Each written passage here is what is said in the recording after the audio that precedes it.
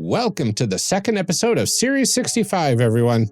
In today's episode, we are continuing our spooky micro RPG series with 2 more games, slightly spookier than last episode. Well, remains to be seen. I guess. One for sure. The other one, So, yeah.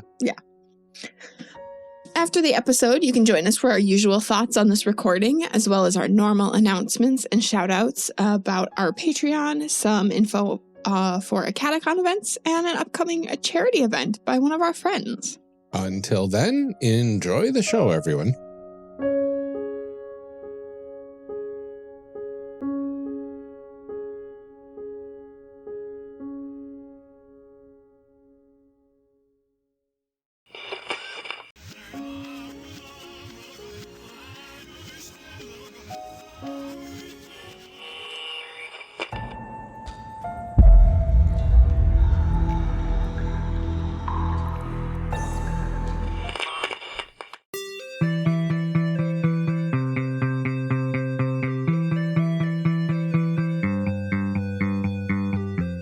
Welcome to Character Creation Cast, a show where we discuss and create characters, the best part of role-playing games, with guests or not, using their favorite systems.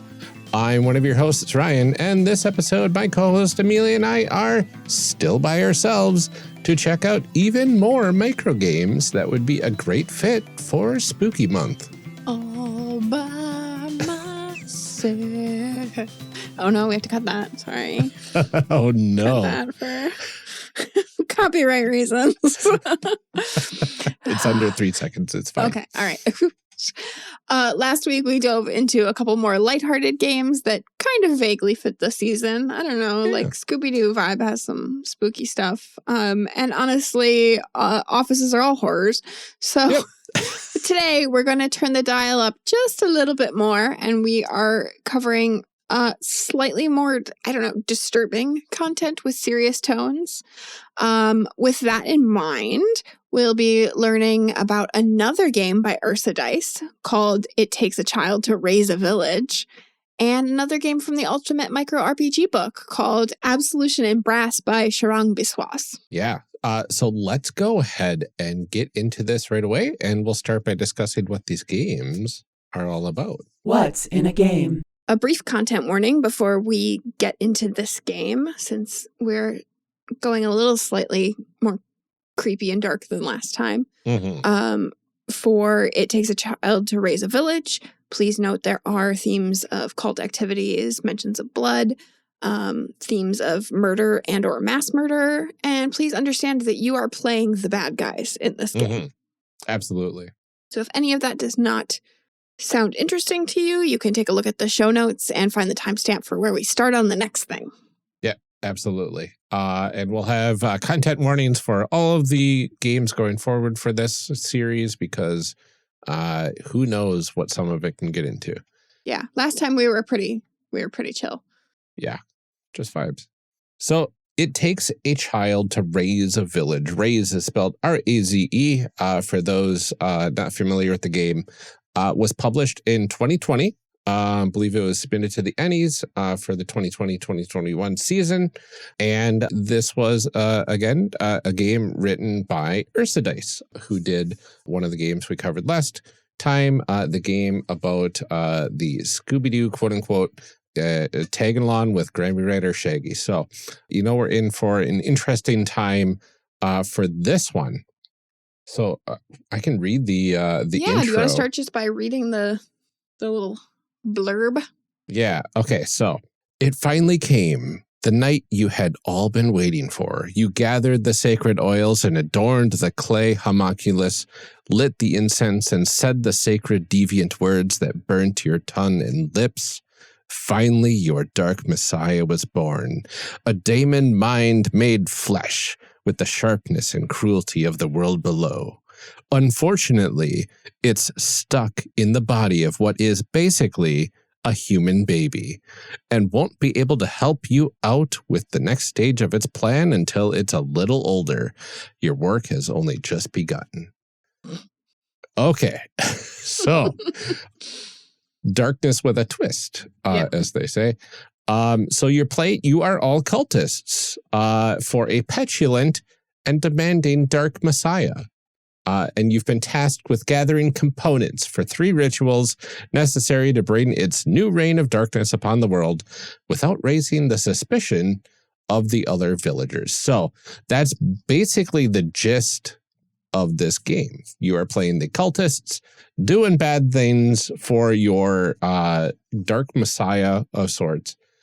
And there's a lot of random tables. We get to make a village. I'm really excited. Amelia, do you wanna make some people? I would love to make some cultists. Amazing. Let's make some people. All right, so it starts out, we have 4 approaches. Mm-hmm. We have to assign 1, 2, 3, and 4 to them. So 1 will be at 1, 1 at 2, 1 at 3, 1 at 4. Yes. The approaches are brash and brazen, deceitful and coercive, subtle and unseen, cruel and unusual. Nice. All right, so we need to assign the values to each of them. Mm-hmm. This will be interesting. We don't know anything about these cultists yet. So. Yeah. All right, so I don't know why I'm having a really hard time deciding what I want to do here. Right. Do that. I kind of set myself up for failure. Okay. Which sounded fun. Yeah, I don't know how you do that, but okay. Tell me, how did you set yourself up for failure here? Okay, so I figured, well, 4 is probably the best, right? And 1's probably the worst. Yeah, because a 3 to 4 is a success. Yeah. So I said, well, okay, I want this cultist to be sneaky, right? So subtle and unseen was my number 4. Figured that sounded pretty good. Okay. But I wanted them like really bad at lying. So if they were caught, like, you know, they're the type of person that looks around the room for objects to assign names to their story or whatever. Gotcha. Yeah. Right. So deceitfulness and coercive is a 1. Okay. So you're like being questioned by a guy named Jeff and you're like, no, it was Jeff. And he's like, I'm Jeff. Okay. I love it. Pretty much. I love it. Okay.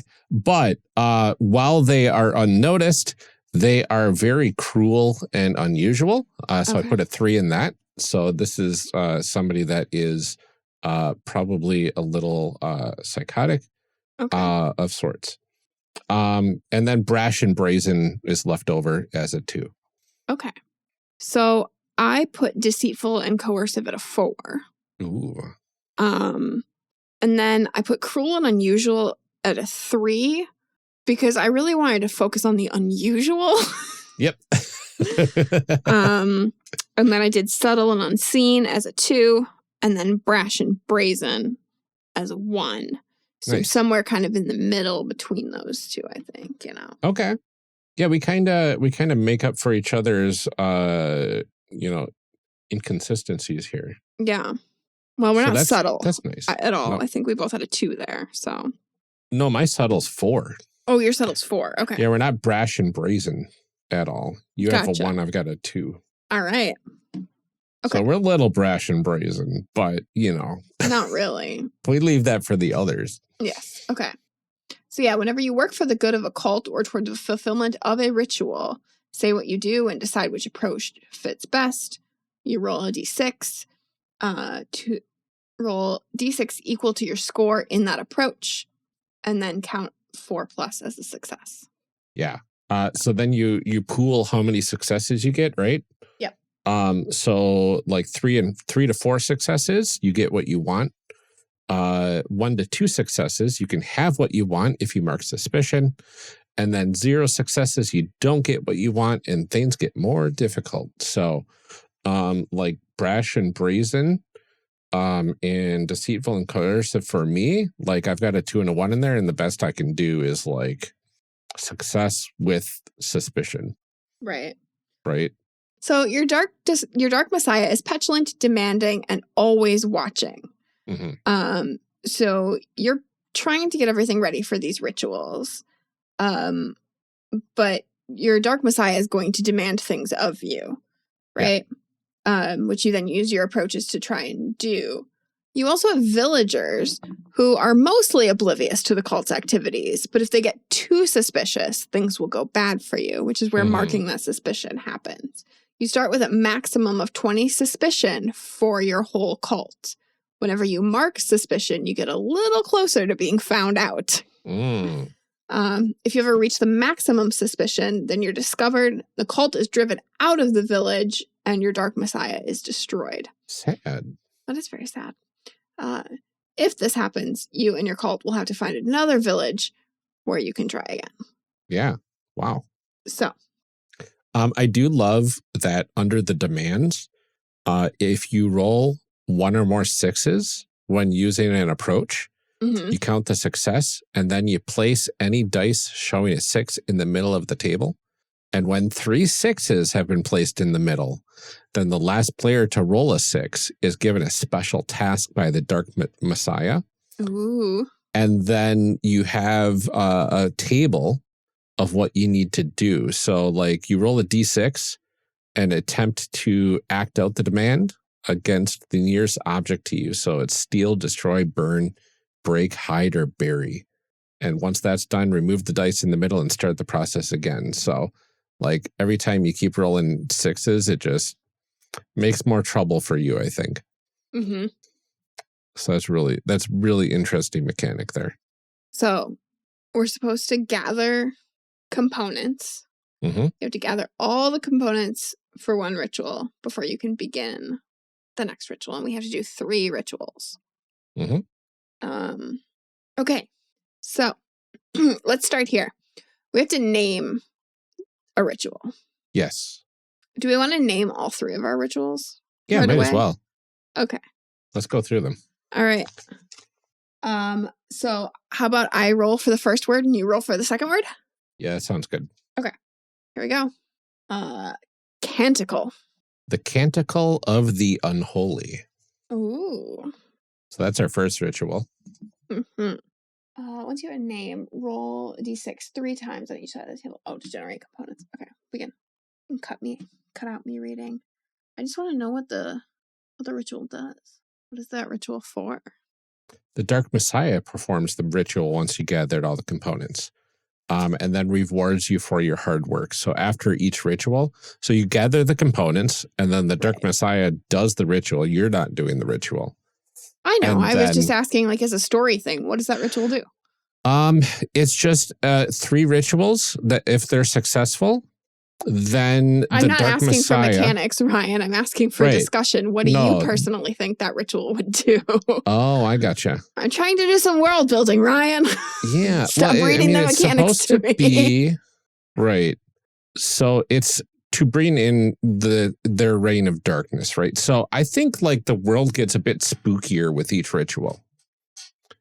Like maybe the veil between this world and, you know, the other like dimensions where this Dark Messiah came from starts getting like thinner and thinner to a point where like after the 3rd ritual, then like literal, you know.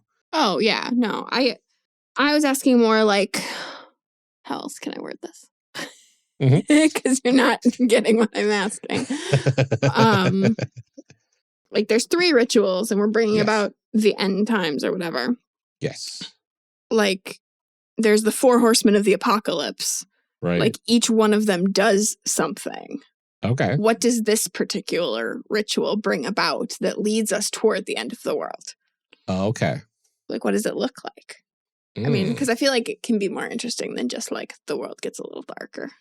Right. I do like the thought of like just weird, unexplainable, spooky stuff happening at the end of each ritual.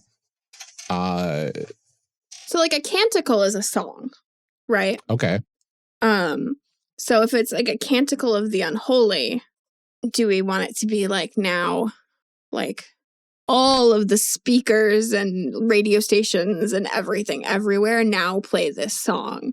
Or depending on how silly we want to be, does it just now rickroll everyone in the world inside their heads? Like, you know what I mean? I want to like, what does it do? I want to flesh this out. Do you want to lean in darker for this one, or do you want to? do you want to go silly? Let's go a little silly because I think our next game is pretty dark. That's true. Okay, so let's go something a little silly. What is the unholy canticle? I think I think it's a backwards rickroll. Oh no! So it's not even catchy. Uh-huh. It's just like a constant rickroll backwards. Uh-huh. Is it like over the airwaves, or like every song you play on your iPhone now becomes this? Or I guess we haven't even established what time period we're playing in. Right. I'm gonna say, like modern times, right? Okay. And it's underneath everything. So you can hear it like no matter faintly, what you're listening to. It's no matter like what you're faintly listening to. background. Yeah, it's faintly in the background, a little staticky, always reversed. So those sleuthy out there people would be able to reverse it and get regular rickrolled. And possibly even think it's a prank. Well, Reddit's all over this, right? Yeah. So it's a reverse rickroll. Okay. To the world. All right, and it just kind of subtly plays under everything. Mm-hmm. I love it. Honestly, that sounds terrifying. Yeah. I kind of like the idea of this village just being the internet or being like Reddit. And it's like they're the ones that are going to figure us out. Oh, that's horrible. I know. Okay. So for this one, do you want to roll the first word and I'll roll the second word? Yeah. Okay. So. I didn't mean to like totally like bombard you there. No, I appreciate it. Good world building so far. All right. So the first word is the beautification of the... Beatification. Beatification. Oh, what is that? These are very religious words, which explains why. So beatification is the thing that happens before canonization in the Catholic Church, at least. Okay.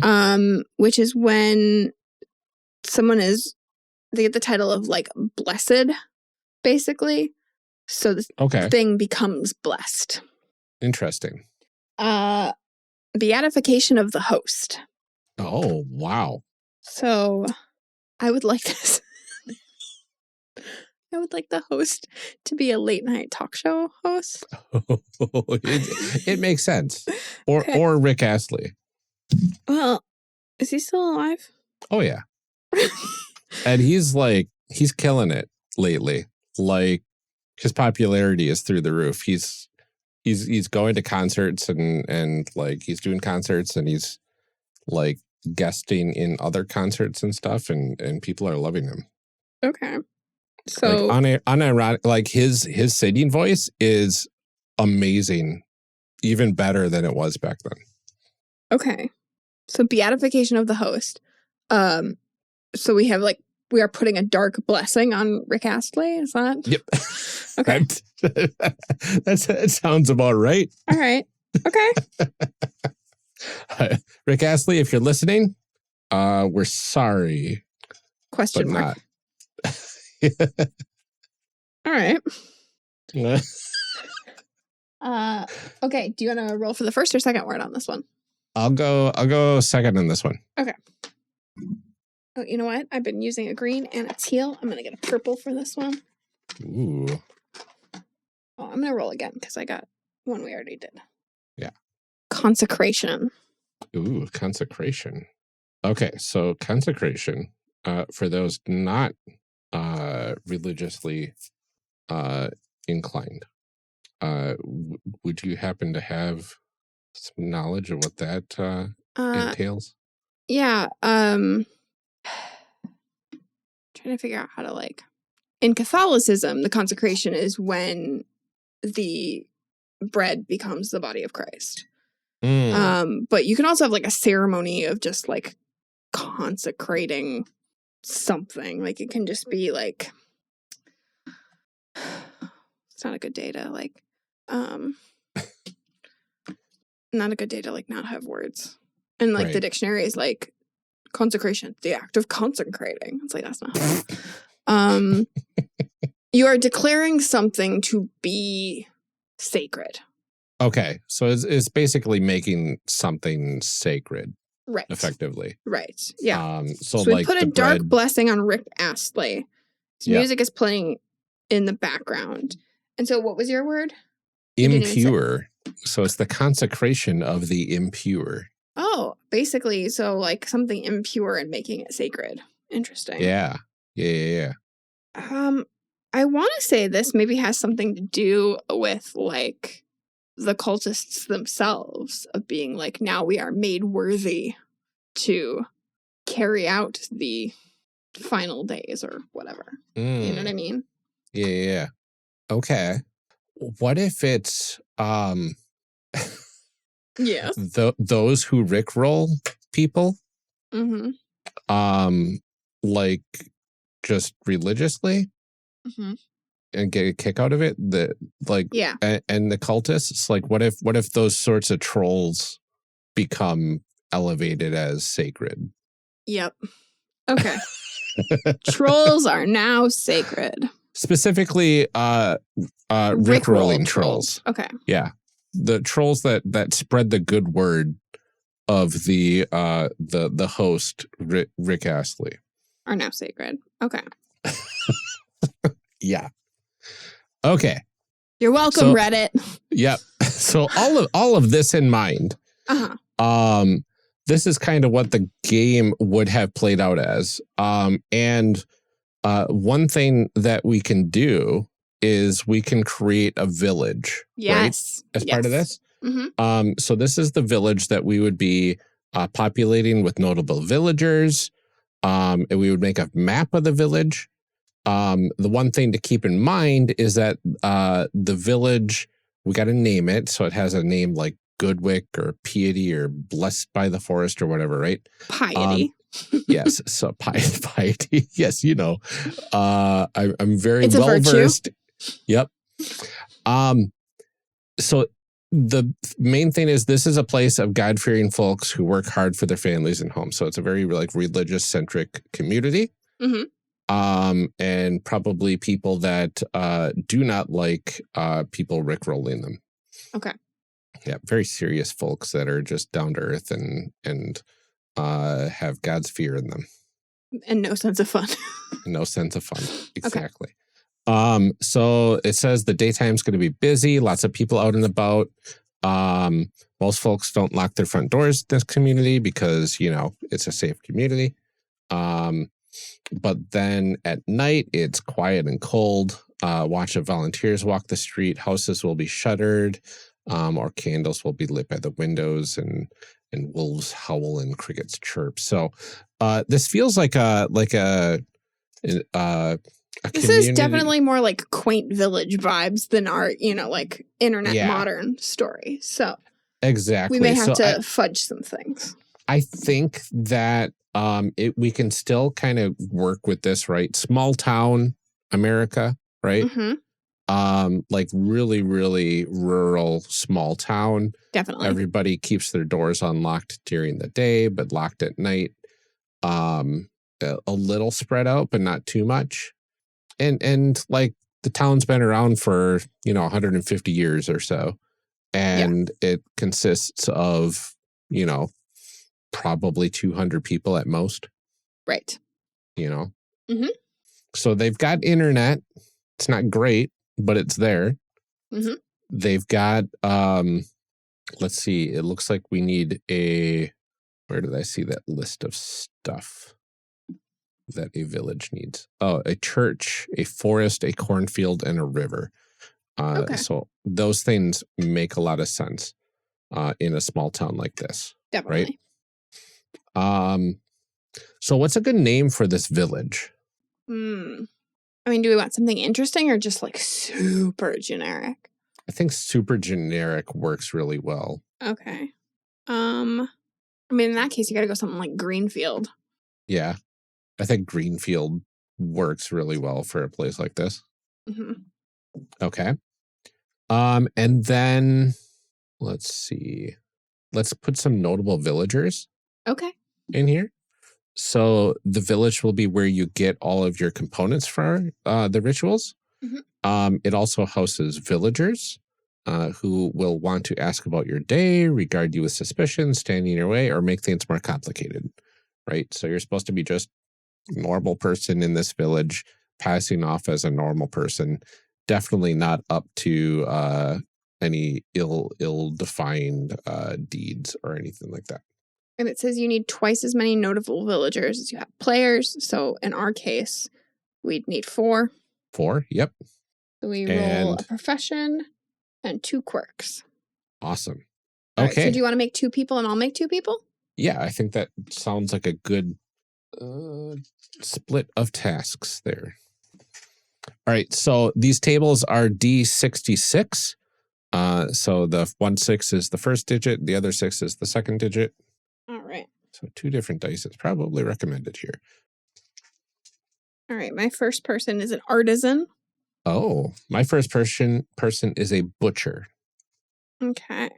Let's see what we get now. My next person is a weaver. A weaver, nice. Mm-hmm. And I've got a preacher. Ooh. Mm-hmm. All right, so now we need quirks for each of these. So we roll D66 twice. Yes. And the quirk tables have 2 different sides to it. So 1 set of quirks in quirk 1 and 1 set of quirks in quirk 2. My artisan is weird. Nice. My butcher is friendly. Okay. Do we want to roll the second one for these ones or roll the first one for the other 2? Yeah, let's do the second one for these ones. Okay. Because I'm trying to write them all down. My artisan is also mean. Oh, weird and mean. Yeah. My butcher is friendly and foolish. Ooh, that's fun. Mm-hmm. All right. I'm going to roll for this weaver. Yeah. I'll be rolling for the preacher. Oh, I got friendly again. I feel like I'm going to I roll also again. got friendly. Yeah, I'm going to roll again. I'll roll again. We only have 4 people. I want to make it fun. Everybody's friendly in this community. Oh, now I got weird again. Nervous. Greedy.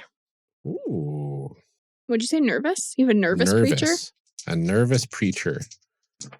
Nervous and a night owl. I got 2 alliterative. Oh, yeah. Oh, I rolled night owl too. I'll roll again. Okay, that was literally the same thing. What are these dice doing? I'm going to get a different one here. Ooh, arrogant. Greedy and arrogant. Goodness. You've got the mean NPCs there. Okay, yeah. So to recap, we have an artisan who's weird and mean, a butcher who is friendly and foolish, a weaver who's greedy and arrogant, and a preacher who is nervous and a night owl. All right. Okay. So we've got a few good NPCs to throw in there. It kind of fleshes out a decent amount of this town already. And now we can grab a sheet of paper and map out our village if we wanted to. Yes. Yeah. So it says you would divide a sheet of paper into 6 sections. They don't need to be perfectly equal, but they should be roughly the same size. Number each section. And then we will put a villager in the sections, like in one of the 6 sections as we roll a d6 to find out where. I'm going to just take a piece of paper here and roughly 1, close enough. Okay, it says the church is always in the center of the village. So I'll draw a little church here. Okay. A little cross on top and some doors. Yep. I know not all churches have crosses, but the vibe I'm getting from this game says it does. Yes. These are God-fearing folks. Okay. There's a church. The forest is on one side, a cornfield's on the opposite side to the forest, and then a river runs nearby. Yep. Okay. So I'm gonna put the cornfield in the top left corner. Sure. And then the forest will be in the bottom right. Yep, that sounds good. I like the river to run kind of towards the forest, but not into the cornfield. Yeah, so there's a river run nearby the forest. It just says like the opposite side to the forest. A river runs nearby. A Is it river nearby the runs cornfield? nearby, just somewhere. Generically to the somewhere village? Yeah. Okay. Yeah. So the church is a large stone building filled with riches and materials for religious services. The forest is dark and brooding, full of wild creatures and strange plants. The cornfield is tall, golden, easy to get lost in, and glows in the moonlight. And the river is fast-flowing and neck-deep, full of fish and long, straggling weeds. I don't know how to draw a cornfield. There's like some leaves kind of like that. Mhm. I don't know. Oh, there we go. That one's kind of looks like corn, maybe. Cornfield. Yeah. And then the river runs like kind of from the cornfield past the forest. Is that what we're saying? Yeah, somewhere around there. I'm just gonna do like one of these, maybe. That seems pretty reasonable. All right. Ooh, look at that. Not at all straight lines. We'd love to see it. Rivers don't have to be straight, much like people. Nothing gotta be straight. You don't want it to be. Okay. I have crappily drawn a little map. So I will do it 1, 2, 3, 4, 5, 6. Cornfield is in 1. The church is kind of on 3 and 4. Okay. 5. And then the forest is in 6. Okay, perfect. Okay. So then it says roll a d6 for each notable villager and place their home into the corresponding section on the map. All right. And then do the same for each player as well. Ooh. Yeah. So I'm going to roll for my 2 villagers Okay. here. So I got a 1 for the butcher and a 3 for the preacher. All right. I got a 1 also for my artisan. Mm. And a 2 for my weaver. Okay. And you said you got what, a 1 for your butcher? Yep. And what was the other one? A 3 for the preacher. Okay. That makes sense. Okay. The church is right there. Yeah. So now we roll for ourselves. See where our homes are. Ooh. Maybe we should name our cultists at this point. Probably not a bad call. Sorry, I'm putting all this on the map. Okay. Sorry, what did you roll for your location? My location is 2. Okay. Ooh, I'm over in 6. Oh, all by yourself. All by myself. It's in my shut head it down. now. Shut it down. It's in my head. We can't play the royalties. I'm sorry, you said you were in 3? 2.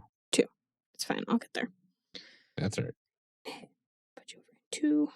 All right, let's name our cultists. All right. What's a good spooky cultist name? All right, I'm thinking that this is a younger individual. Mm-hmm. I'm gonna go with Aiden. Okay. I'll do the traditional spelling. That's fine. Aiden. Mm-hmm. Let's see here. I was wondering if I wanted to be obnoxious and go with EIGHDEHN. Oh, yeah. But I will not. No offense to any Aidens who spell their name that way. Offense to your parents. Yeah, seriously. I'm gonna go with Maeve. Maeve. Maeve. Maeve. Excellent. Awesome. Okay. You've now got a fully populated village of 6 people. It's now time to try and burn it down, it says. So I'm very curious. We got 3 rituals, right? We're not actually going to be playing this game, but I really want to know what items we need. Oh, yeah. For each of these. So once you have a name for each ritual, you roll D66 3 times on each side of the table to generate components for each ritual. Okay. Reroll any duplicates, right? Mm-hmm.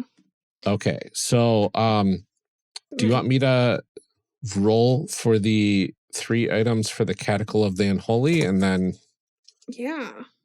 swap out? Yeah. Okay, so D66.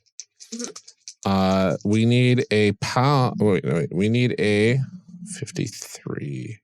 A cup of silver. Okay. Don't think So it that's the comes in first cups, component. but that's fine. Oh. Is that a measurement or like a silver cup? I think that's up into interpretation, right? Okay. I want to say it's a silver cup. But some of these are like a pound, a lump, a bowl full. I wouldn't. A cup. I also, if we want to lead into the silly, we think it's a silver cup, but it's actually a cup of like bits of silver. Yeah. That's what we really need. Okay. All right. Okay. Second ingredient is a pound of, here it is, a pound of flesh. All right. Great. It's a lot of flesh. I think. Good thing we have a butcher. Mm-hmm. But I also love the thought of it being a like oranges, or like the skin of an flesh orange, of a fruit, like a flesh of a fruit. Yeah. The part that you eat. Yeah. So we're trying to do this correctly, Ryan. We're trying to do it correctly, but like the Messiah is like, no. Why are you reading all this bloody stuff to me? I want fruit. Yeah, well, because our flesh. Dark Messiah is a toddler. So it's like oranges. Oranges. Bananas. Yeah. It's not for it's for my diet. Right. I'm hungry. All right. I'm hungry. So 23, a bowl full of dirt. Okay. Yeah. For the beatification of the host. Yep. We will need a sword made from, I'm trying to write all these down. A sword made from twigs. Twigs. That was really anticlimactic. A sword made from twigs. Could there be anything more toddler than that? That's true. Oh, amazing. We need antlers adorned with dirt. This is just a kid playing outside. Uh-huh.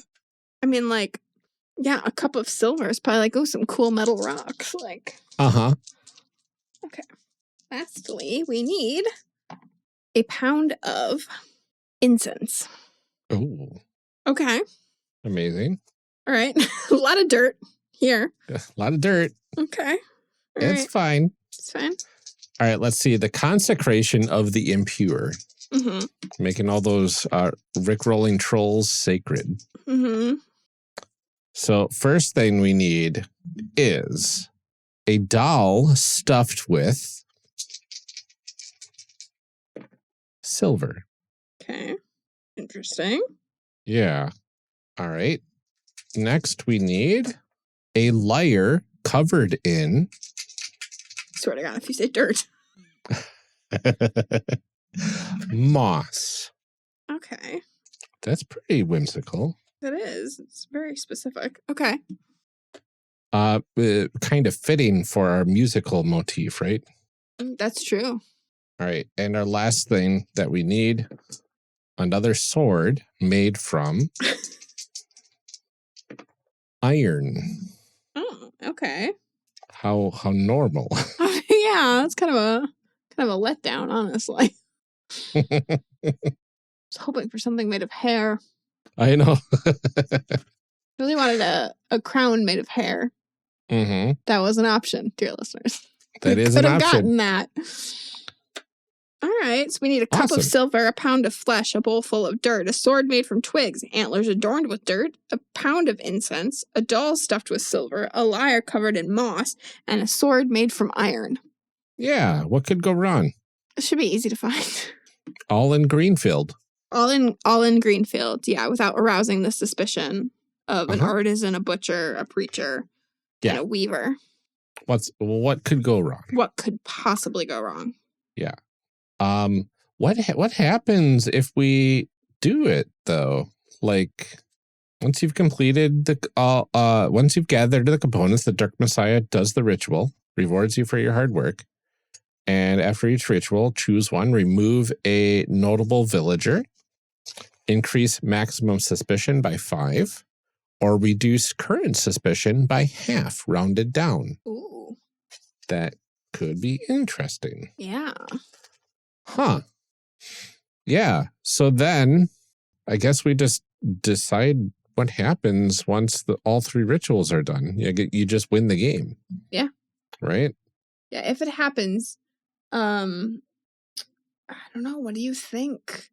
Well, I think it's obvious that the Dark Messiah, it takes their final form as Rick Astley, right? Yeah, host Rick Astley. Yeah. To rule the world. Yeah, with their newly purified cult of Rickrollers. Exactly. Yeah. Yeah. To torment the world forevermore with backwards Rickrolling. Well, every link you click on the internet is now just a Rickroll. You can't get to Amazon. You can't, Can't get anywhere. Yeah. Even if you manage to buy something on Amazon, you just get a Rick Astley CD in the mail. And everybody's like, I can't even do anything with this. Can't even do anything with 2023. Yeah. What am I going to do with the CD? Exactly. It's a cassette Some tape. people are getting cassette tapes. Yep. Yeah. Some people are getting like VHSs of the video. Yeah. We've got some, 8 tracks going out. Yeah. Where all tracks are never going to give you up. Yeah. So actually, that's everything that gets sent out is 8 tracks of that and laser discs of the video. Amazing. Yeah. And then this world slowly descends into madness. Perfection. No notes. 10 out of 10 would destroy the world again. We don't think this is how this game is meant to be played. It's fine. It's fine. So, dear Ursidice, thank you. And we're sorry. I like that we had that moment of like, are we going to be serious? Is this a sound that slowly drives you mad? No. I mean, yes, but no. Everybody's tapping their feet. It's not like the sound of Satan in your ears. It's like, where do I know this tune from? Where do I know this? It sounds so familiar. It's like backwards, but like, yeah, it's like your brain. Little like, discordant. I think there's a whole like period of time before you can do the second ritual that like, everybody's there and they're like, where do I know this from? Yeah. I do like the thought of like after the second ritual, it's all the video happens to have like a ghostly image of the music video that occasionally statics in and out. Oh, yeah. Or that like Rick Astley in the video, because now he is a consecrated, or like beatification of the host, sorry. It is now like appears in like a dark robe in all of the music videos. more, like the music video slowly becomes creepier.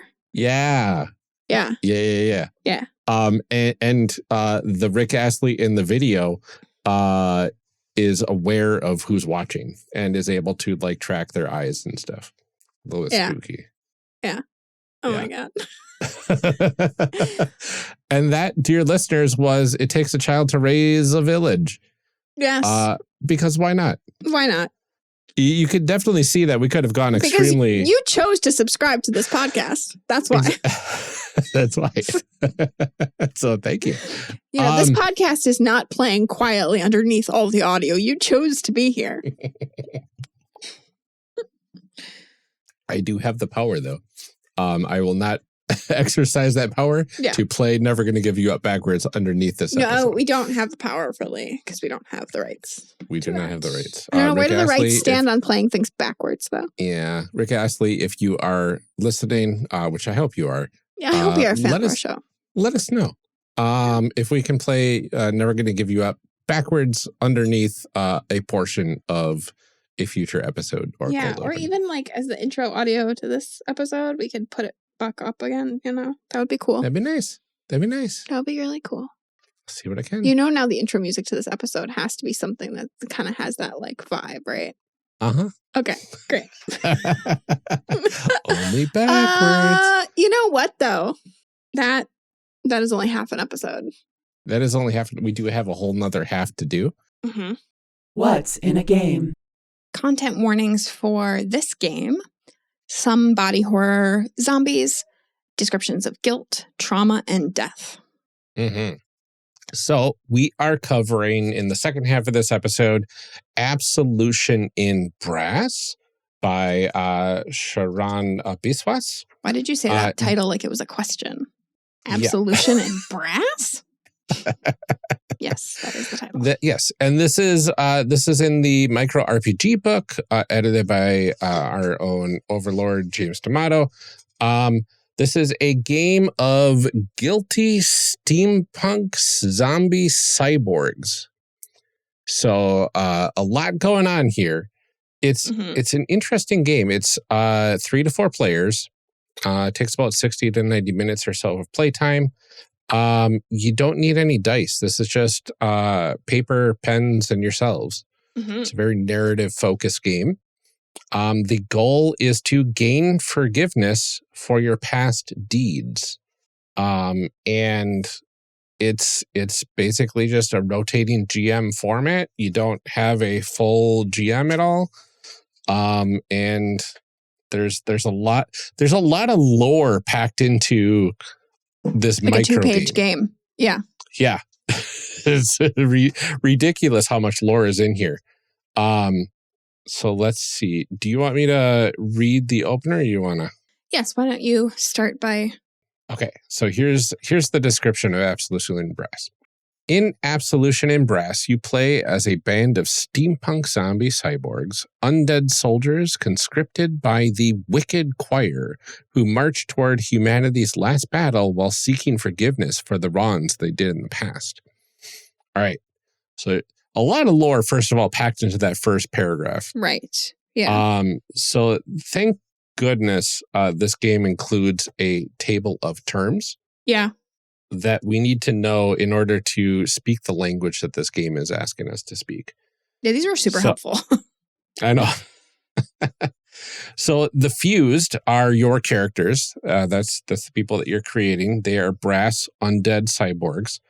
Your band of fused knew each other in life and marched together in death. So really interesting take on playing a character that is technically undead. The Wicked Choir is the enemy of humanity. You are their slaves. So cheery start. No bad people. Yeah. Shards of Heaven, warped geography where pieces of heaven landed after the Wicked Choir's decisive attack. So that's wild. Rond are the fused whose past suffering at the hands of the other fused is spotlighted at each shard. And censured are the fused who hurt the Rond the most. As chosen by the Rond, they make a sacrifice at the shard. Which we'll get into when we get further into this. The wronged and censured will make more sense as we go forward. Exactly. But yeah, the fused, Wicked Choir, Shards of Heaven. We are fused, Wicked Choir, bad guys. Right. Shards of Heaven, things that we will come across. Exactly. So that's kind of the first part of the setup. The final little bits of lore to get us in the mood for the game. Do you want me to read those? Yeah, go ahead. The Wicked Choir's howl shattered heaven, hurling twisted shards across the lands. You died. Now you are a fused, an undead creature of brass and necrotic flesh. What dangers have the warped shards that dot the landscape birthed? Can you overcome the corruption of your decaying body? Will you unearth terrible memories from your life? And will these memories of guilt, shame, and pain bind you further to the choir? Or will you earn forgiveness and break free from your masters during the final battle? Amazing. Intense already, and we haven't even started. I know. Oh my god. Okay. So this is the part where they start the actual setup for the game. And Amelia, do you wanna make some people? Let's make some people, or former people. Former people. Let's make some former people. Let's make some people. Okay. So what do we need to do first? We need to answer some questions, it looks like. Let's answer some questions. Question 1. What fueled your character's life? Or what was the most significant event to happen to your character? So it has a choice of beauty, discovery, difficult choices, labor, or people for the fuel of your character's life. Mm-hmm. So we can pick one, and then I think we can describe an event that sort of ties into that. Yep, exactly. I mean, I think you know that I'm going to pick difficult choices. And it's so unlike you. I know. Yeah. I'm going to go with discovery, I believe. Okay. All right. And what was the most significant event to happen to your character? Yeah. I mean, I think because like we don't know anything about this world really. Like we know where it's at now, but we don't know what it was before the Wicked Choir. We do know that we knew each other. Right. Yeah, I'm just saying like we don't have a like time frame, tech level, like the genre of the game is listed as fantasy. But we don't really know what Yeah, that could mean anything, right? Well, I mean, and it could just relate to this part of the game itself. It doesn't mean that there was like magic or anything before this event. Exactly.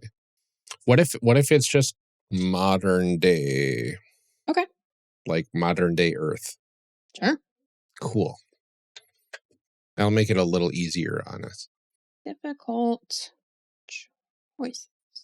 What kind of difficult choices do I want to make? Yeah. And the most significant event to happen to me. I think I had to choose to move away from my family. I think in order to like work and make ends meet and things, it was like I have to go where the jobs are. Mm-hmm. And so I had to leave everyone that I cared about to go somewhere and make money. I had to make that decision between like the people I love or money or both. Like making money for the people I love. Yeah. Okay. That makes sense.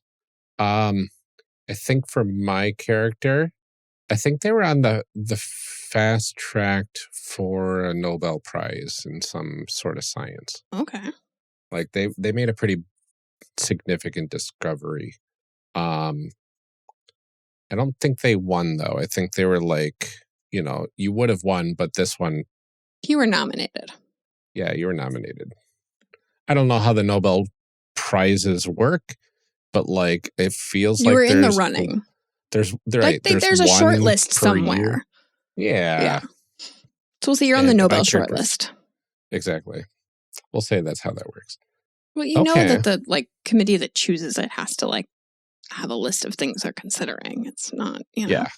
I guess there's a bunch of different types of Nobel Prizes. Like there's a Nobel Peace Prize. Yeah, there's a Nobel Prize in physics. There's one in literature. Mm-hmm. I want to say it's for physics. Okay. Yeah. Sloppy handwriting today. Okay. Cool. So the next question is, what was your character's occupation in life? I mean, mine feels like a no-brainer. I was a physicist. Yeah. Okay. What do I want mine to be? Because it's like we have to know each other somehow too. Mm-hmm. So, I think I like maybe run the laboratory that you work in or something. Like, like I'm the executive of the company that owns, like the ones like funding your work. Okay. And so like when you come across this new discovery, like there's only one place big enough to like house those kinds of experiments and things like that. And I have to go where that is then. Yeah. It's like I'm an executive at the company funding your research. That makes sense. Yeah, I feel like I'm somebody that's like research adjacent, but like much more in the administrative kind of part of it. Okay, that makes sense. Okay, the next one, fuel. So the chorus is other soldiers have been powered by substances such as beauty, crushed amber, discovery, fermented cave darkness, difficult choices, the breath of a priest before sin. Wow. Labor, lightning, people, an insect swarm. An interesting array of Substances. stuff Yeah. there. Yeah. Yeah, I really love fermented cave darkness. I That's know. really evocative. Mhm. It's like amber, lightning, insect swarm. Okay. But like we picked the two most interesting ones, I think. I think so too. The breath of a priest before a sin and fermented cave darkness. Okay. Answer the following questions. The choir powers your character's form with a substance that acts as a crude echo of this fuel. What is it? Yeah. So you need something that's a crude echo of that fermented cave darkness. Mm-hmm. Since you're a physicist, could I suggest like dark matter? Yeah, dark matter sounds pretty cool. Let's do that. Okay. Gosh. And then mine. Mm-hmm. What is a crude echo of the breath of a priest before a sin? So interesting. I want it to be something related to like, I want it to be like Tears of Billionaires, you know? Oh, that seems fitting. Right? Like, I mean, because like you think of like priest and like absolution for sin and then like billionaires. And it's like, I want it to be like the tears when they lose money or like, yeah. The tears of a rich person who just lost everything. Ooh, that seems like much more powerful than a breath before a sin. You know what I mean? That's fair. Like, that's fair. That just lost yeah. money. To be like the anxiety of decreased stocks. I think that could work. Okay. Like the anxiety or like the tears? I think. Can it just be Tears of Billionaires? I just really want to just say that. Okay. Like general tears of billionaires. Perfect. Like the unnecessary Tears of Billionaires. It's absolutely uncalled for Tears of Billionaires. Mm-hmm. Okay. What one possession from your life does your character still carry? Oh. I'm going to say my lab coat. Ooh, cool. I'm going to say a gold-plated paperweight. Nice. All right.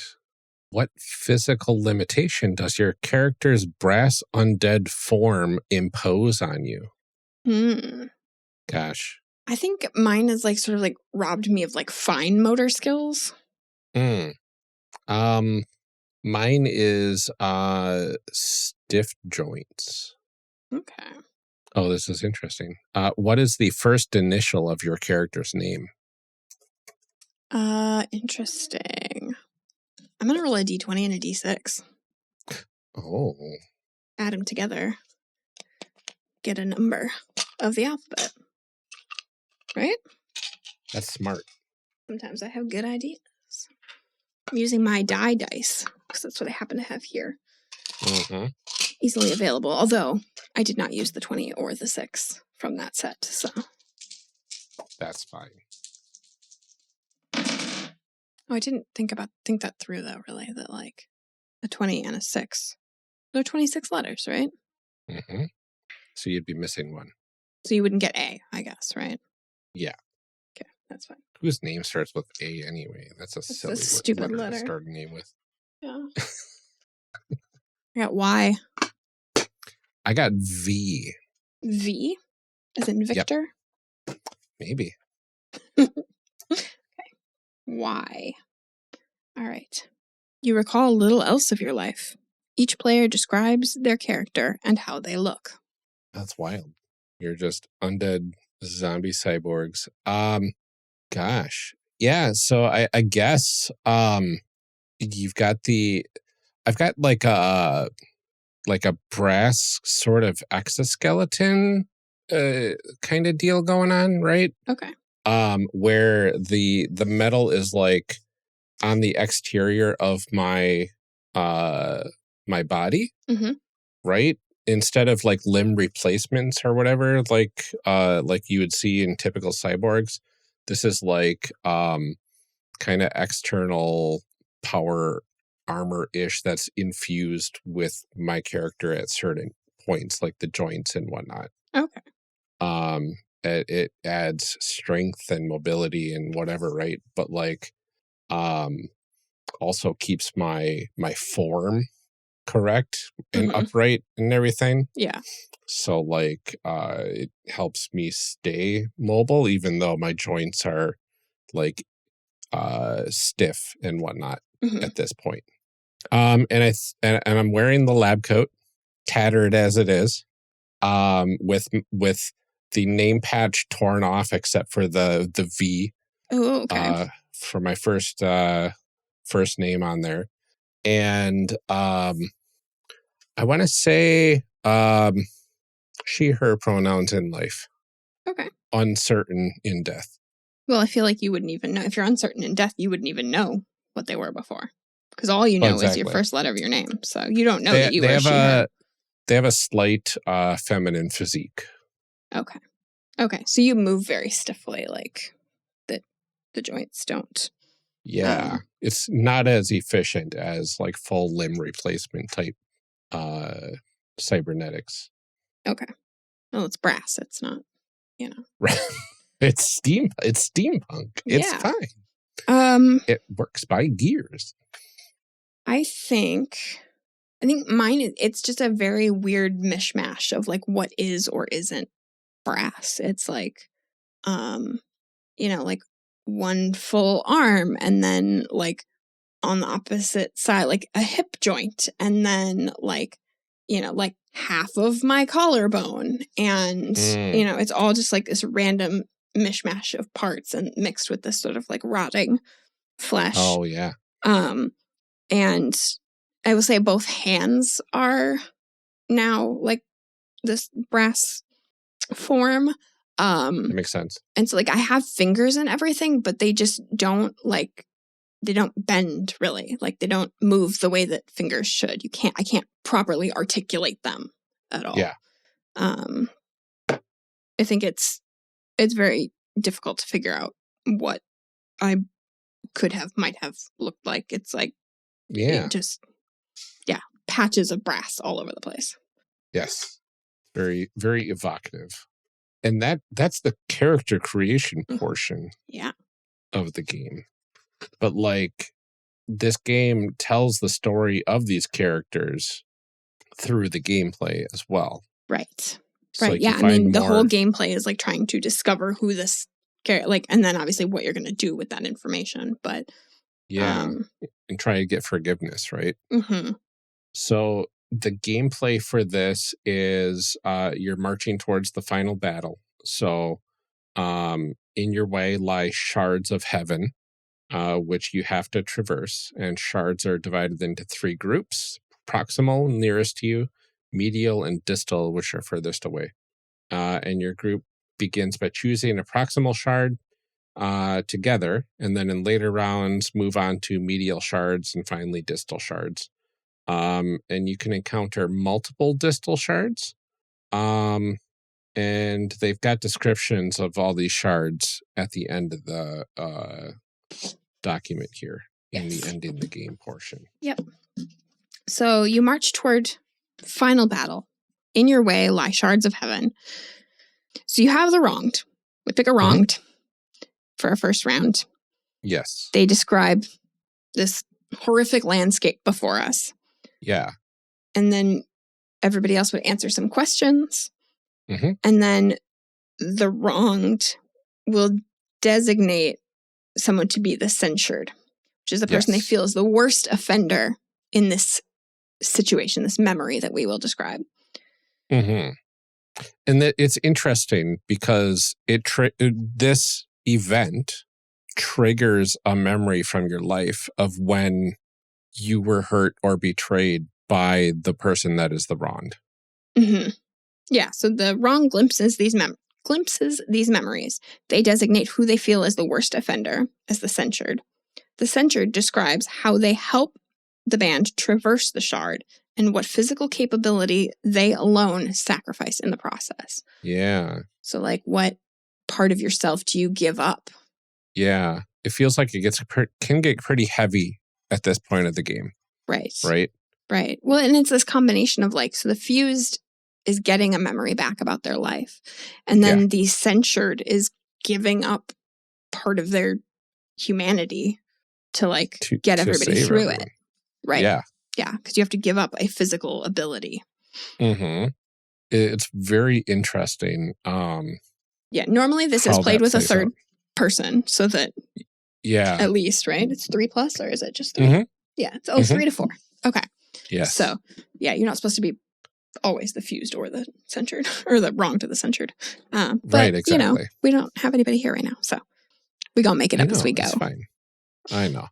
So we're kind of doing the abridged version anyway, right? Mm-hmm. So if we were to choose a proximal shard, right?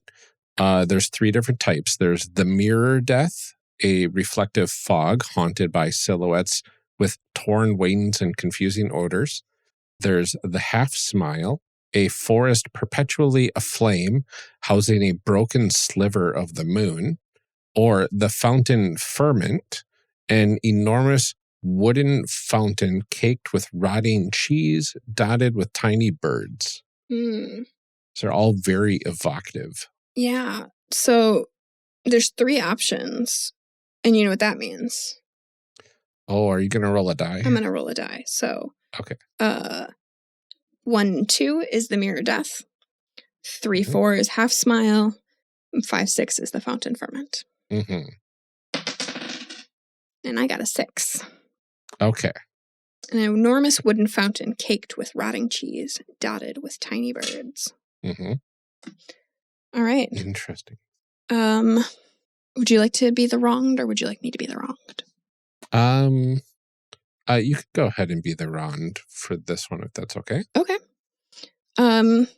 So there is kind of on the horizon as we come up to it, there is this kind of like gushing water coming up out of the ground, but it's gross. It's brown, dirty, kind of swamp water looking. Mm-hmm. And as you get closer, you see that there is an edge around it, like this wooden barrier that like would have maybe been a bench for people to sit on originally. Mm-hmm. But it is a rotting wood. And it's like almost looks like it has like barnacles and stuff on it, which wouldn't make sense because we're in the middle of like land. Yeah. But it has that feel of like a sort of old abandoned pirate ship kind of thing. But then as you get closer and you look at these barnacles, you realize like they're not sea creatures. They are little bits of old like moldy cheese. Some of them are kind of starting to harden when it's a cheese that shouldn't be hard. Some of them are like kind of melting and goopy when they're meant to be hard. Like it's very gross. And you can tell that like these were probably once very nice, fancy cheeses. And now they are just like from the sun and the wood and the water, just like gross and rotting. And mixing that with those swamp water smell, it's just horrible.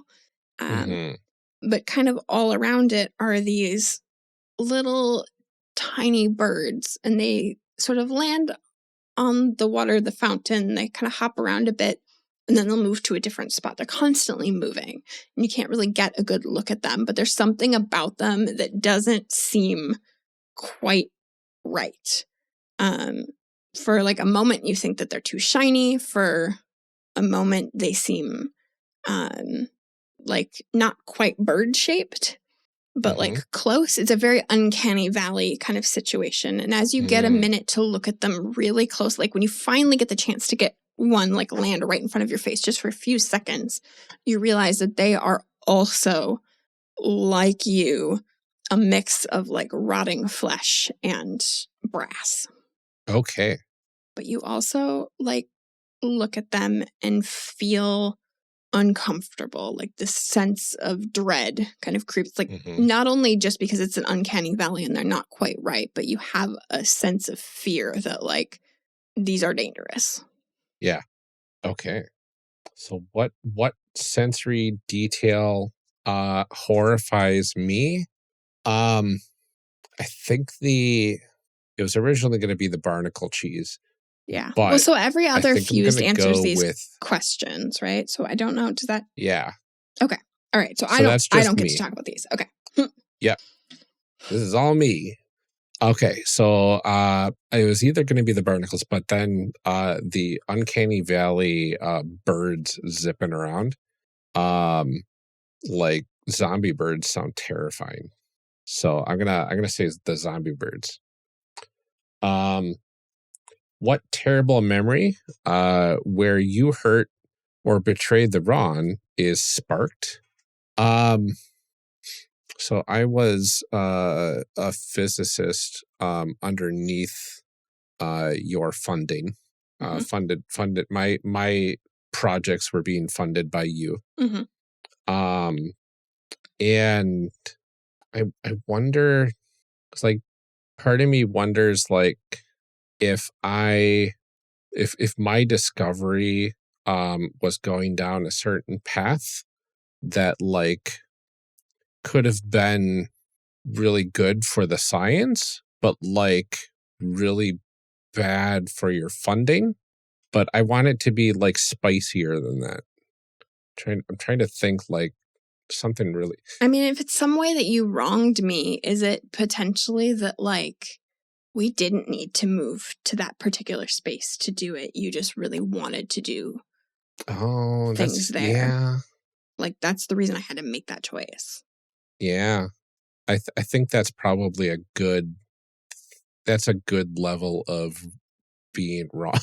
Yeah. I mean, if that's okay, like we can certainly come up with something else, but no, that's kind of where my brain went. I really like that. Yeah, because like I could have had a choice of somewhere nearby, but like this was just a little bit more convenient for me. You liked the building a little bit better and like the building the weather. A bit better. Yeah, exactly. But you made it sound like it had to be done here. Yeah, we have no choice. Almost got us a Nobel Prize. I wouldn't have had to leave my family. Did I mean to do it? Yes, I think so. I knew what I was doing. I don't think it's a yes or no question either, too. It could be like, you could be very aware that like you're like, yeah, I know that I'm like making stuff difficult for people, but you don't necessarily have to have like known the extent of it either. Like you could be like I know I'm inconveniencing people and I'm going to make them move across the country or whatever. But like you didn't necessarily know that it meant I was going to have to leave my whole family behind and everything too. Right. Just exactly. To, like, if you want to have known that, that's fine. But yeah, I don't want this person to be like cruel, you know? But yeah, I think she knew it was going to be inconveniencing for people, but not to the extent. And yeah, it was something that she meant to do for sure. Yeah. So yeah, you definitely meant to like make sure that the project was where you wanted it to be. Like, let's maybe say like internationally, because I feel like that would make sense why I couldn't bring my family. Yes. That it was like, okay, like we can do this in like Switzerland or something like that. And you're like, that'd be really nice. Go to Switzerland. Yep. Sounds great. I've always wanted to go there. Like they've got great facilities. Awesome. And I was like, okay, bye fam.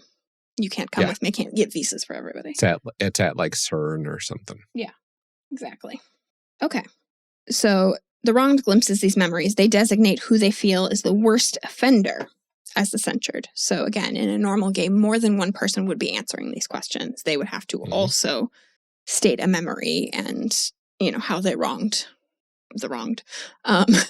So I would have multiple people to choose from. Obviously, in this case, I do not. So I pick you as the censured. Yeah.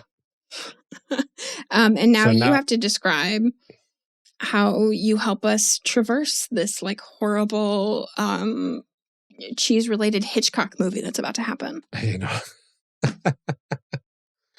So I think I believe like it's just the two of us. So in order to get through these, I think I noticed that these birds are tracking based on like shapes and movement and stuff. Okay. So I take the lead and out of a hunch start throwing this cheese into the air, but like before I can do that, I'm getting attacked by these birds, right? So like throwing the the stuff in the air causes them to kind of flock towards the cloud of cheese effectively, right? Right. But not before they get to you. But not before they get to me, which gives you enough time to get through. And I'm able to kind of hold them off for a bit. And I think because I am throwing this cheese with my hand and trying to like cover myself with the other as I'm pushing through, I think they take my hand that I was throwing the cheese with. Is it your dominant hand? I'm going to say yeah. Okay. But now we do both have this memory of working together and the project and all of that kind of stuff. Yeah. Or at least the move related to that project. So then after the shard, we would make camp for as long as it is needed to maintain their mechanisms and ease flesh fatigue, as they say in the book. Each fuse describes a difficulty they have encountered during the journey due to their physical limitations or sacrifices at the shards. And each fuse can narrate how they can try to help another fused with these difficulties, perhaps as a way to atone for their sins. And the last censured is the new Rond and decides which shard the band travels to next. So we could probably, hand wave that, quote unquote. Yeah, I don't think it's too early for us to really have a camp scene and not enough people. Yeah, but like this is the part where we would be like, okay, I love like a little built-in debriefing, in character debriefing session. Yeah, it's interesting. Yeah, it's interesting, especially having come off just like played an emotionally tense game of Die, like exactly. The sort of after combat scenes where we were all like, okay, now the real fight begins with each other. Like now we have to work through all of that just happened. Yeah, I love that. Yeah, so it's a very interesting mechanic because then I would go and pick another shard. Let's do a medial shard then. Okay. So let's see. There is the beauty that was, which is the petrified body of a colossal woman stretched over a gorge, leaking wine from innumerable cuts. Oh, wow. Never Village, a collection of paper buildings overrun with childhood nightmare graffiti. Ooh. Yeah. And the hardened garden, an unsettling arrangement of precisely cut geometric slabs of frozen honey. Whoa. Yeah. This game is like poetically horrifying. It is. His descriptions are just like so evocative. I know. In so few words. This is really good. Exactly. So I rolled a 2. So we're going to go with the beauty that was. All right. Petrified body of a colossal woman stretched over a gorge, leaking wine from innumerable cuts. Okay, describe it. Wild. Okay. So we've been climbing a pretty steep incline for a while here. It's been getting to a point where we know we're going to be crossing an area that's going to be somewhat treacherous, but like it's because we're high up and things will be able to see us, right? There's no other way around. We get to the top of the ridge and we see, the first thing that we see is this gorge that we know, how the heck are we going to get across this? And our eyes kind of travel along the length of the gorge and we see a structure traversing between both sides. So we think this has got to be the way to go. As we get closer, however, that structure comes into form and it is a large, colossal sized woman figure that is stretched along there. More brass than anything. And the closer that we get, the more that we can see in the cracks of the brass. There is kind of hints of pulsing flesh that is kind of coursing throughout. And the underbelly of this colossal woman over the gorge appears to have some sort of leakage coming out from the brass components. At first you think maybe it's blood, but then as we get closer, the smell of wine fills the air. The aroma of an aged wine for some reason. And getting up into this area, it looks like this is a hollowed out structure made of flesh and brass. And we would have to travel through the inside of this structure to get across. Inside of the structure of this colossal metallic flesh woman it's gooey. It doesn't feel right on the feet, like walking through. There's a squish with every step, and there's a little bit of dripping from the ceiling of the cavernous portion as we push through. So like almost like there would be like in a cave, right? Like that kind of like water almost like in a dripping, cave. but it's wine. Yeah, exactly. And from within the extremities of this, as we're going through, we can hear chattering as we see like stores of wine. We see like places for wine to be pressed, right? But we also see things running these devices, things producing wine. And they are small creatures about the size of like wolves, I guess, but humanoid, and they skitter. Okay, so what sensory detail described by the wrong horrifies you? Yeah. I mean, for me, it's the like squishiness as you're walking through it. Yeah. I threw that in because I knew that would probably would squick me out, perturb you a bit. No, it feels like in Star Wars when they like think they're going into that cave in the asteroid or whatever, and it's actually like inside that's what it feels like. So that really grosses me out. What terrible memory where you hurt or betrayed the wronged is sparked?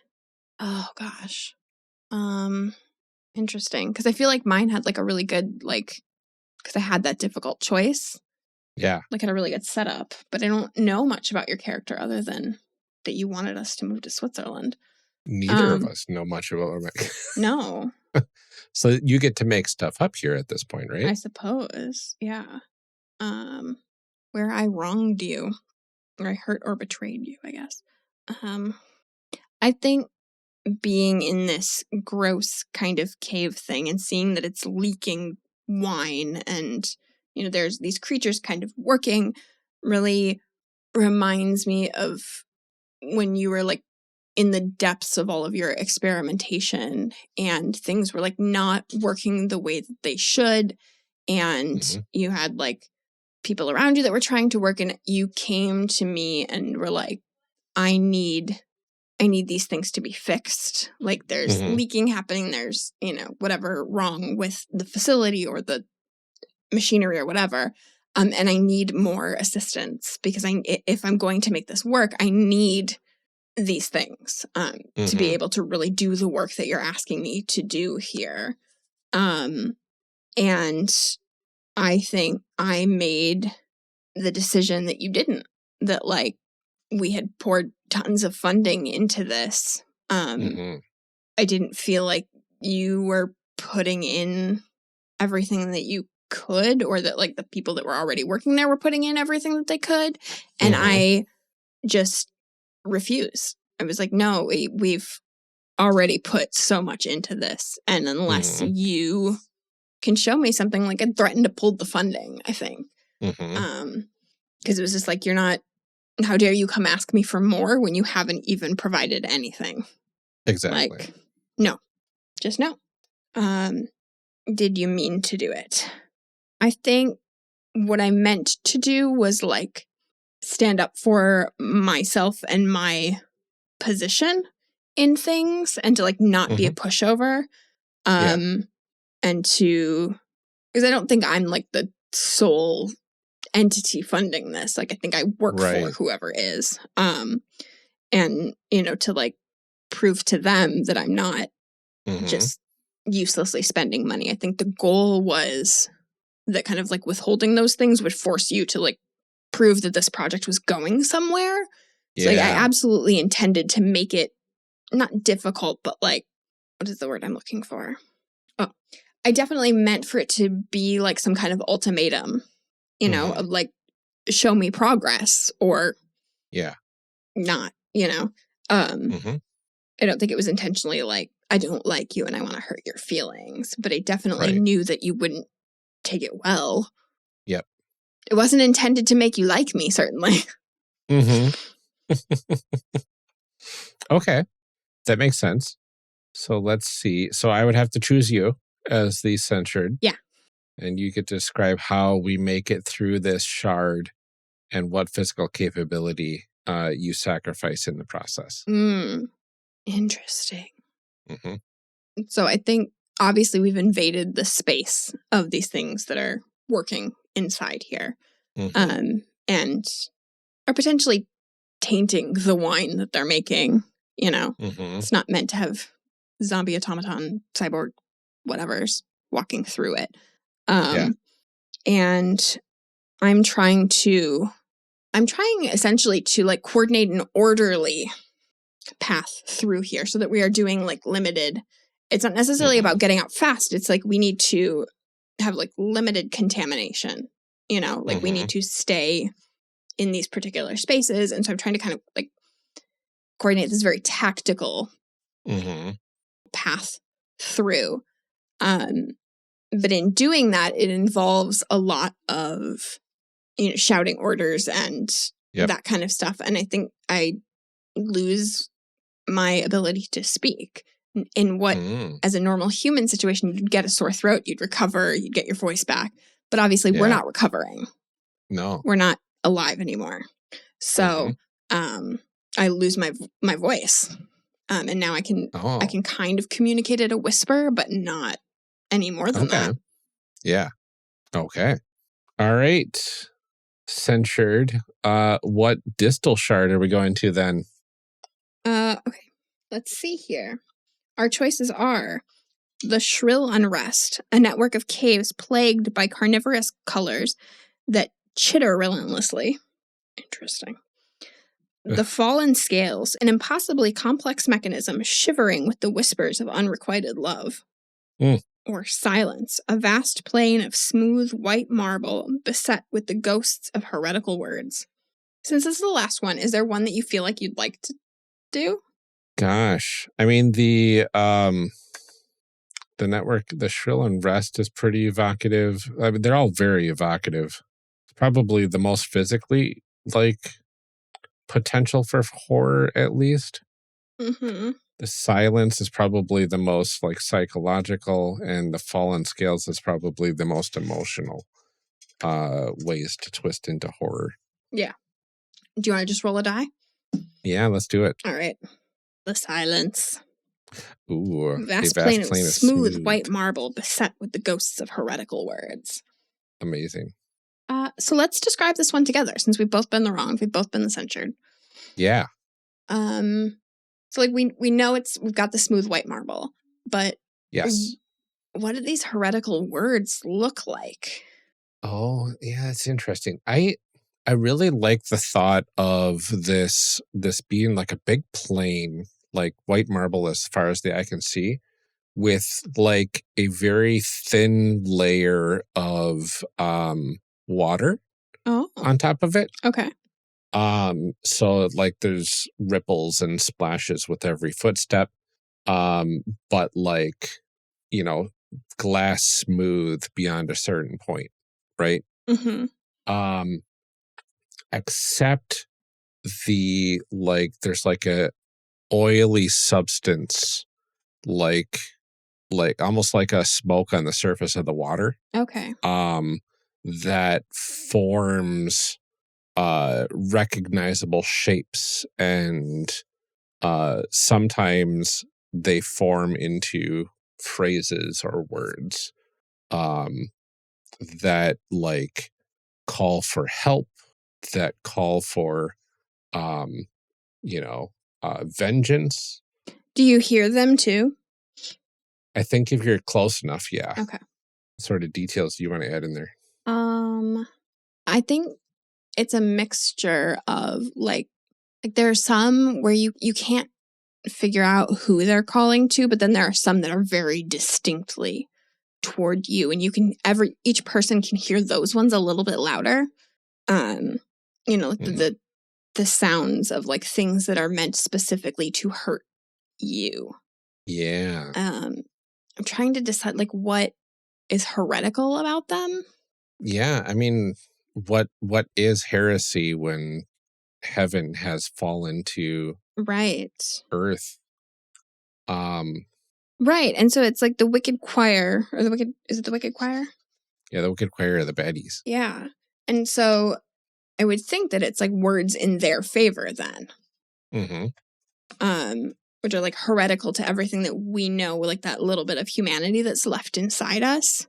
So I think you can hear it telling you all of the ways that you have failed, and all of the, and I think in particular all of the ways that your humanity was the problem. So every time you were emotional or you made a decision based on gut instinct or something like that, all of the places where we fail as humans, and making promises. I think of it essentially as like sirens almost, but like making promises that like if you continue on this path, there will be some kind of peace. Yeah. And only the wicked choir can provide that. Yeah. Yep. That sounds good. Okay. I like that. Okay. So what sort of traps or monstrous creature? I want to go with a trap of like the words are like sirens, right? They try to pull you in, and some of them try to pull you into like there's these pits, right? Yeah. Where it looks like there's marble you can walk on. The reflection of the thin water and stuff makes it look really strange.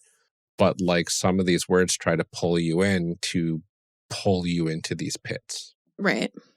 And those are the ones that are like speaking towards your humanity. Right. Like, come here and you can embrace your humanity. You can embrace who you were. You can learn about who you were. That sort of stuff that entices you into these pits.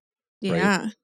So like playing off of each other essentially to like get you to walk toward those ones. So you're already hearing all of these bad things as you're going through, and like then you do hear this little one that's like, no, it's okay. Like, exactly. And I think that if you do get pulled in or pulled under, it essentially is enough to ruin what is left of that humanity. Because again, you can't heal. You can't, it's like the little bit of you that could drown. Obviously, exactly. You're not really living and breathing as a zombie, but you can still be like gross and waterlogged. I know. You can still decay. And taken out of the final battle, possibly, right? Right. What sensory detail horrifies you the most? I think for me, and I'll just add this right now. We don't remember our pasts, but that voice that like is calling you toward it is a familiar one. Yeah. Like you can't place it because we don't have enough memories to do that. Or maybe by this point you do. I don't know if you'd played the game. Yeah. But there's something like achingly familiar about it too. So but the fact that like you want to get closer, not only because it's saying things that you want to hear, but also because there's something about that voice that you can't place that feels right. Exactly. And it was, someone from your past that you cared about or something. But it's like deeply unsettling because you're like, I know this, but I can't place why it matters to me. Yeah. That is unsettling. I think the stillness of the water is like unnaturally still, right? Like the ripples only go like a couple feet and then it's like mirror smooth. Like it should be more upset by walking through it and it's not. Exactly. Yeah. So I think that's kind of like probably the more horrifying aspect of this like serene scape, but like deceptively serene. Right. Yeah, there's definitely a part of you that's like, it shouldn't be this serene. Even if I want it to be, it shouldn't. Exactly. Exactly. All right. Yeah. So that was like 3 micro rounds of this. So yeah, I mean, the ending the game. Yeah. Each fuse describes one sensory detail about the battle. Yep. And then because we reached the final battle, right? Yep. And then we also have to ask each other, "Do you forgive me?" Mm-hmm. And I don't really want to answer these. I just want to leave the rest of this hanging open. Yeah, I think that's a good idea. Like this is because it would take actually playing the game and going through the camp scenes and stuff like that, right? Mm-hmm. But like we get the gist of what kind of this game is going for. Once you answer that "do you forgive me" question, any fused who have been forgiven by fewer than half of the band remain enslaved to the wicked choir. Ooh. And they describe their last physical sensation before their will is subsumed. Ugh. So, yeah.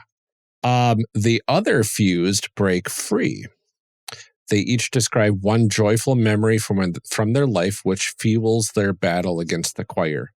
Then the game ends right as the fused join battle, and the outcome is not discussed.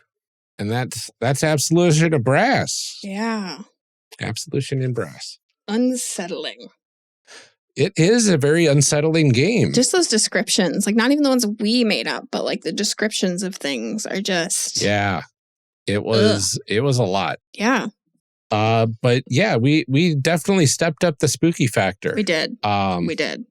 Definitely more with this one. Not as much with the last game, but yeah, it could have gone that way though. It easily could have. We could have played it that way. We just decided Rick Astley was a more horrifying component to add. It's true.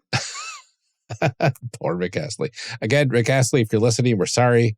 Huge fans. We love you. We love for what you do and what you have provided to the internet meme culture. So. Mm-hmm. And that's it. Those are the games. So this has been an interesting roller coaster of an episode. Mm-hmm. I did enjoy both of these, and I really enjoy how different they feel from one another. Yeah, definitely. And I'm looking forward to getting just a little bit spookier next time. Exactly. Yeah. So thanks for joining us, everybody. And join us again next time to find out what other 2 games we've added to the more spooky pile. Mm-hmm. Call to action. Yeah, like that. So this first game, like, you laugh. I haven't even said anything yet. Okay. Let's just stop. Once more, seriously. This first game, like, it definitely has a spookier vibe. And, like, you really could do some creepy demon summoning. And, like, you do have to, like, deal with these villagers. And, you know, you're potentially, like, losing real people that you've made. And, like, right? And, like, the bringing about the end of the world could be very dark and creepy and unsettling. Mm-hmm. Absolutely. Or you could do what we did. Yeah. And not do that. Well, I mean, it brought about the end of the world, but in a very silly way. It did. Yeah. So it was interesting because it's like, as we're like slowly creeping up on the spooky scale, I feel like this game really could have gone in any of these episodes, depending on the choices that we made. Absolutely. You know, because I wanted to define what those rituals did. I ruined everything. You did. You certainly did. But that's okay. I really chose well, I shouldn't say that. I made that a discussion point, I guess. We together chose to make things that way. But we did it to ourselves because I believe I was the one that suggested it's never going to give you up backwards. Rickrolling backwards. And, you know, from that moment, everything just kind of went downhill from the spooky scale. Right. But yeah, that game was fantastic. I think it definitely could be very dark. It could be like a very like almost like a psychological sort of game, right? Where you have to kind of delve into a deeper part of the human psyche of like doing bad things to appease, you know, someone that's kind of irrational, being a toddler, dark messiah. Right. Yeah. Well, and you're talking about, you know, bringing about the doom of humanity. And I think both of these games really dealt with some of that, and like the kind of, they could be sort of as dark as you wanted them to be, like depending on what we had picked for those memories. Absolution in Brass definitely didn't leave as much room to be silly, and like the concept itself was not as silly. Like it takes a child to raise a village. Like it has already established that the Dark Lord is a tiny baby, and you know, so like that's it. It started us on that path, but yeah, these definitely had us kind of considering some darker concepts.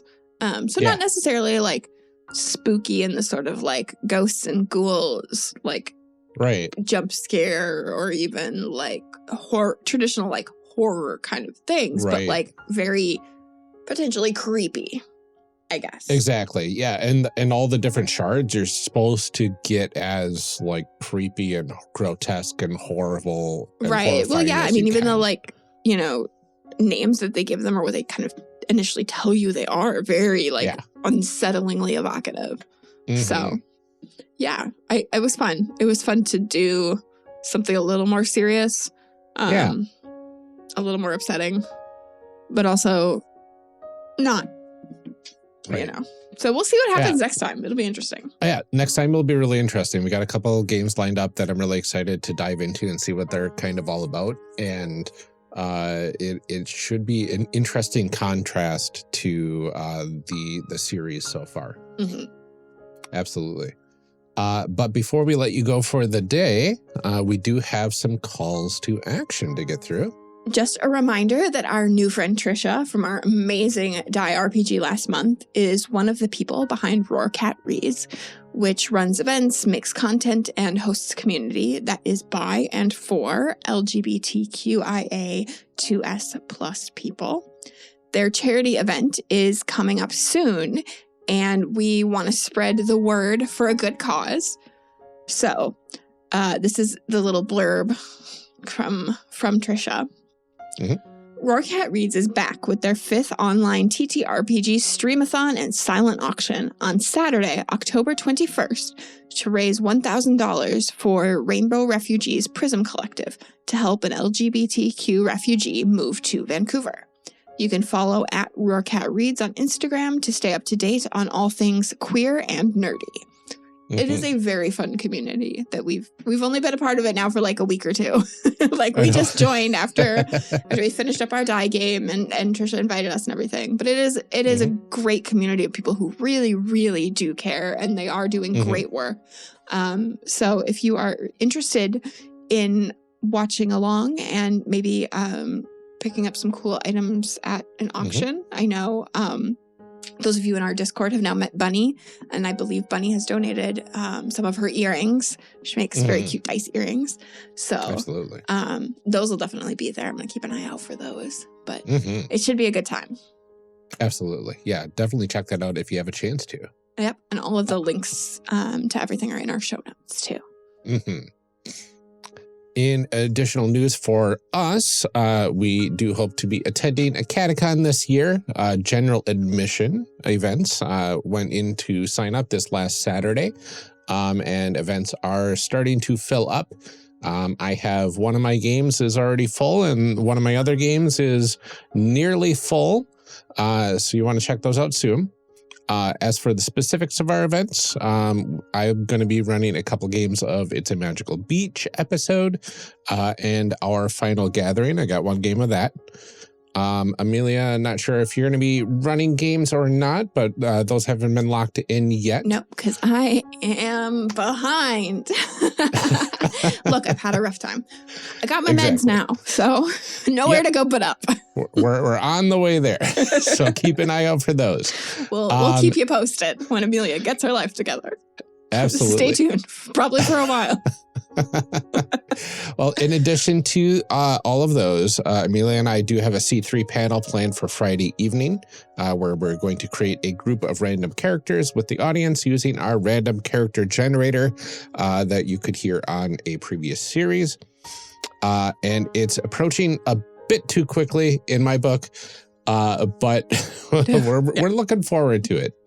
It'd be nice to see you all there. If you enjoy what we're doing on the show here, one way that you can directly support us is to check out our Patreon. We have multiple tiers and all of them are jam-packed with what I think are amazing rewards. Everyone gets access to our chit-chat episodes, which are Ryan and I just catching up every week, talking about stuff, only sometimes complaining about capitalism. You also get bonus outtakes. The $5 tier starts access to bonus episodes and early release episodes. The $10 tier includes video chats with us and other patrons at that level, as well as exclusive stickers every month. In addition to that, we will thank you personally on every single episode because we will never stop being grateful to the people that have decided to somehow, for some reason, give us money to do whatever it is that we're doing. So we will start with those right now, starting as always with Lieutenant and DJG, aka Tigranosaurus. Thank you for making this all possible. Many thanks to Eric Bonds and Daryl Holiday II. Shadim Cabal and the Shyest Barbarian, we are so grateful to you. Benjamin Sweeney and Lorcan McGinnis, many thanks to you. Thanks Rob Fletcher and Kevin Brown. We are so glad to have you backing us. Tentacle Duck and Cole McCallum, so many thanks to you. We are so glad to have you here with us, John Adamus and John's Jubilant Jackal Jubilee with warm-up act from the Jamaican Jock Jellyfish Jugglers. Thank you for supporting us. Carlos Salazar and Eric S., many thanks to you. Thank you to Ross Kingston and Ian Popmeyer. Sorry Goth and Liam G., we can't thank you enough, but we'll always keep trying. Thank you, Brian Colm and the Garden GM. We couldn't do this without you. Dark Beer and Tom, thank you so much. Blue Kryptonite and Danny, thank you for your support. Nicole Trainer and Liam Murray, we appreciate your support as well, thank you. Satwat Kangura and Kenning, many thanks to you. And our latest patron, Brian Kurtz, we can't thank you enough, but we will always keep trying. And thank you to all our future supporters as well. Your assistance helps us pay for the production of this show and really does take a weight off of our shoulders.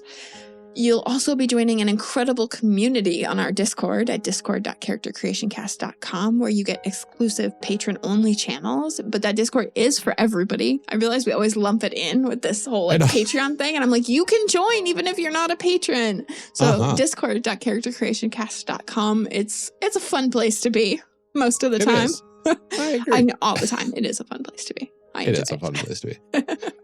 Another way you can really help us out is by leaving a review on Apple Podcasts, Podchaser, Podcast Addict, and Facebook.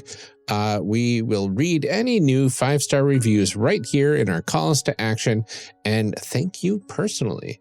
As of right now, we are out of reviews again, and every review does help us out and helps others find the show. So any help you can provide here would be much appreciated.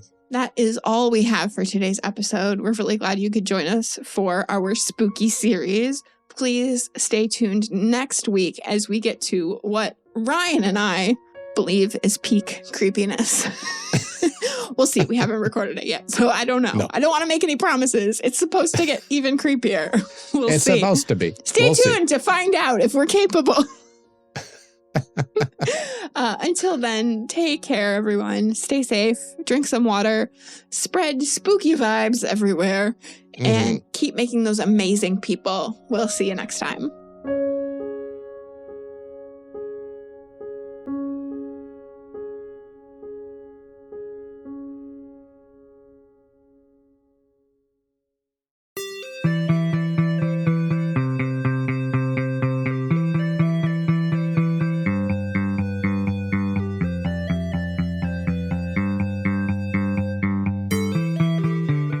Character Creation Cast is a production of the One Shot Podcast Network and can be found online at www.charactercreationcast.com. Head to the website to get more information on our hosts, this show, and even our press kit. Character Creation Cast can also be found on Twitter and Blue Sky at CreationCast, or on our Discord server at discord.charactercreationcast.com. I'm one of your hosts, Ryan Bolter, and I can be found on Twitter and Blue Sky at Lord Neptune or online at lordneptune.com. Our other host, Amelia and Ryan, can be found on Twitter and Blue Sky at Ginger Reckoning. Music for this episode is used with a Creative Commons license or with permission from the podcast they originated from. Further information can be found within the show notes. Our main theme music is Hero Remix by Steve Combs and is used with a Creative Commons license. This podcast is owned by us under Creative Commons. This episode was edited by Ryan Bolter.